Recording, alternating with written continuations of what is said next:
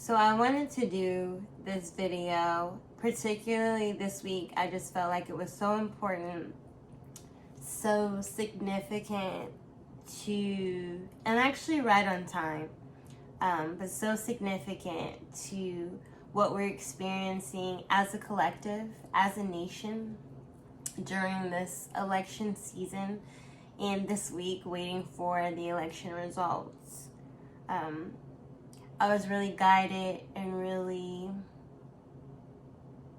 driven, and I felt like it was really necessary to say the next couple of things that are following.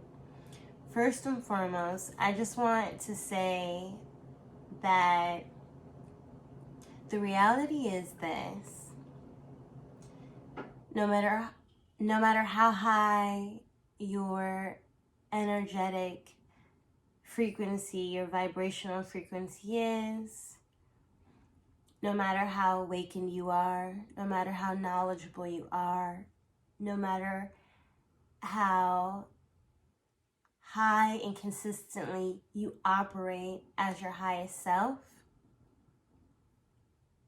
you're still going to experience grief or compassion for your loved ones and other members of the collective who suffer, who experience tragedy, loss, who are suffering from fear or lack mentality or things of that nature. Because there is this understanding, and we understand that we are all truly connected. We are all truly one tied together, pure divine energy, but just separate individual aspects or entity of that energy, of the I am, of God's source. When one person suffers, we all suffer. When one person is in fear, we all feel bad and want to reach out and protect you, make you feel safe, make you feel secure, and remind you that you are safe.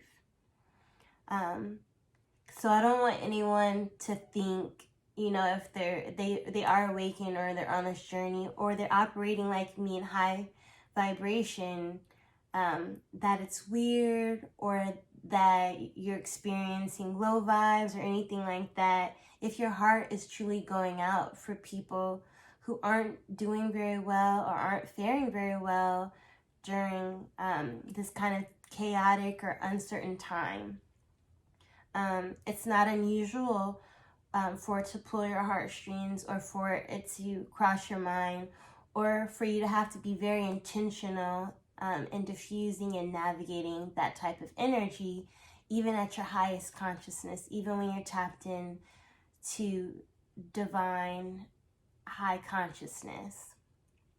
The other thing I wanted to follow up with is that I'm a bit concerned because I'm finding that a lot of the messages from the spiritual community, especially spiritual leaders, guides, life coaches, divine channels, divine vessels of divine truth and divine light,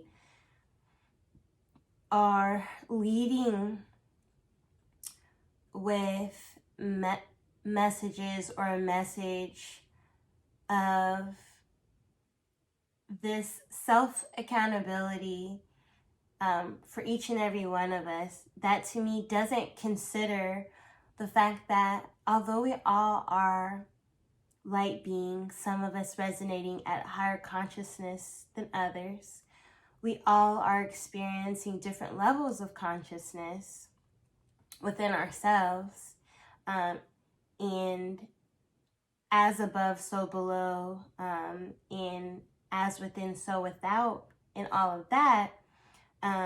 It seems like the messages that are being put out or pushed are so focused on self-accountability, it's almost like borderline gaslighting to me. Because the reality is that this tangible 3D or this tangible human experience, whether it's 3D or 4D or even 5D, comes along with external factors, right? The as above, so below aspect, right? That talks about your self-accountability and your own consciousness within self, in manifesting and attracting, reflections of yourself. But it also talks about the collective. It's also talking about the collective. So if the work isn't being done on a larger scale, inclusive of external factors that affect the collective, that's going to impact the individuals on the inside, right? The individual members of the collective or individual groups of the collective. So I'm very concerned and I'm very disappointed with this positioning of this idea or this concept that systemic oppression doesn't play a part in a lack of agency, a lack of ability to truly be free. Systemic brutality, systemic racism, and atrocities don't impact individual and even groups of the collective's ability to be safe within themselves, ability to know that they're safe, because the reality is they haven't been safe and they're not safe, because this human experience is inclusive of that oppression, that racism, that brutality. It is far-fetched to me and so unreasonable to even portray or even suggest that if someone is the victim of genocide, a victim of police brutality or brutality, a victim of systematic trauma or disenfranchisement or marginalization, or a myriad of other victimizations, it is an atrocity to me to suggest that they don't love themselves, or it's possibly because of how they feel about themselves that they're reflecting this type of treatment. Because any of us who really see logically and understand what's going on and have seen and understood the history of the human race and how this mankind and the society has gone, and not just in America, but really universally on a collective global scale, the reality is that, we get free will, and humans do really horrible things to each other, and are really power-driven and agenda-driven. And then there's external factors and other cosmic beings and other species of beings that, work with dark energy and have other agendas as well. And all of that is competing and working against the human race at times. So these are all factors that should not be overlooked and should not be invalidated for the purposes of pushing, again, this self-agency, self-accountability, and your own level of consciousness and control what you can control, and you could be free. If you're in shackles physically in your human body, there's only so free you can be, physically, right? Maybe mentally you want to be freed and you're freed mentally, but even still you're shackled. So that's still going to affect the way you see the world and internalize and process things even internally. So please stop minimizing, please stop discounting human tangible experiences and histories of human tangible experiences, and again, oppressions and tragedies, traumas, brutalities. People have valid reasons to be fearful and to feel unsafe within their own bodies, feel unsafe within their own homes and their societies. We've experienced the last 50 years of people having real reasons for that.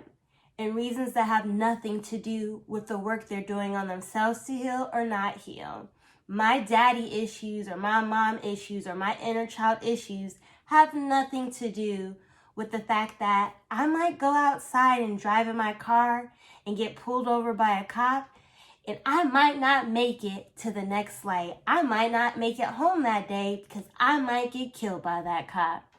That reality has nothing to do with my daddy issues, my lack of self-love, or my full self-love, and my non-daddy issues, because maybe I did the work to heal myself and I still got shot by a cop. So I just felt like that was really important to say, because the reality is also this. I might have the highest frequency and operate as my highest self at all times, and I might have magical powers.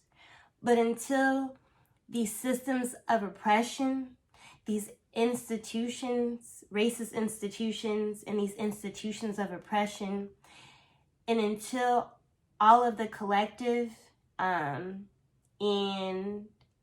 all of us come together in universal love and really eradicate these power agendas, these corrupt powers that be, these dark forces, and until our divine counterparts do the work at uprooting and outrooting the darkness that no longer serves our collective's highest good of the highest Christ's light, we're going to have issues.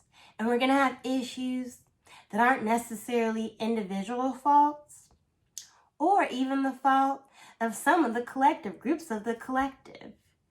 So when you are encouraging people and giving them tips, giving them tricks, suggesting how they can raise their vibrations and tap into their highest self, engage with God's source, higher divine light realms and light beings, let's give them tips, advice, and suggestions that are applicable to everyone. Everyone of every class, everyone of every life situation, the oppressed or the less oppressed, and whatnot. Because at the end of the day, it is true, we all have adversity. We all have to deal with levels of oppression in certain ways than others, some more than others.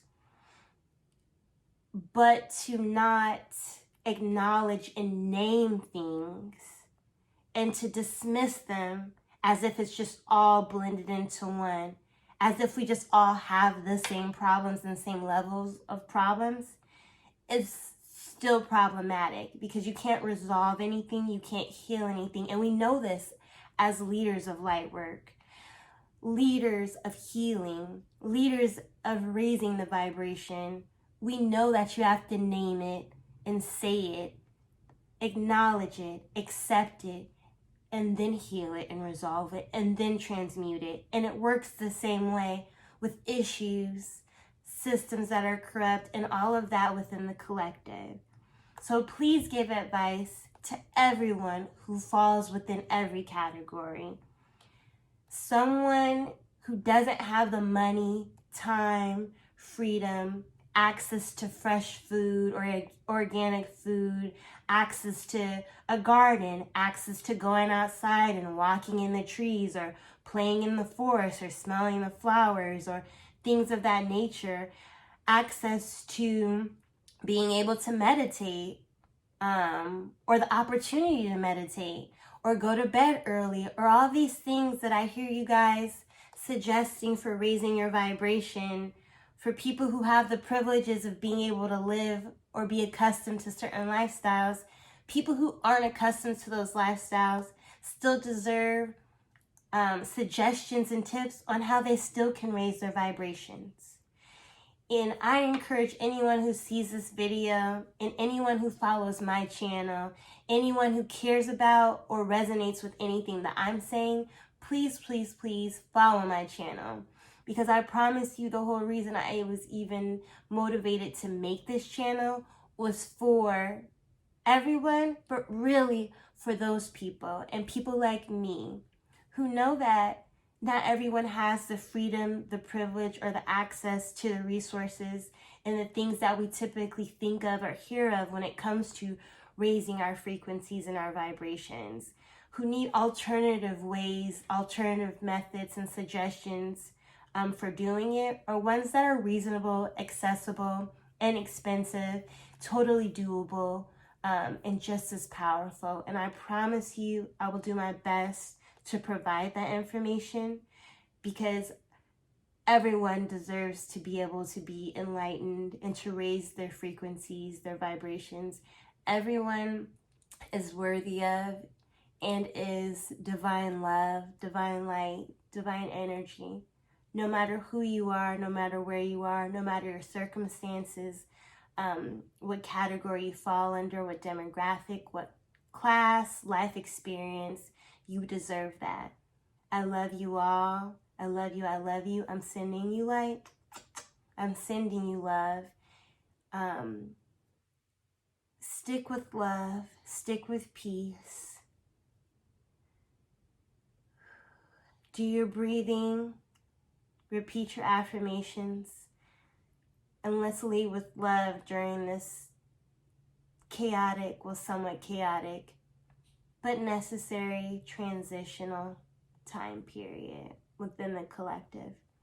I'll see you back here next time. Namaste.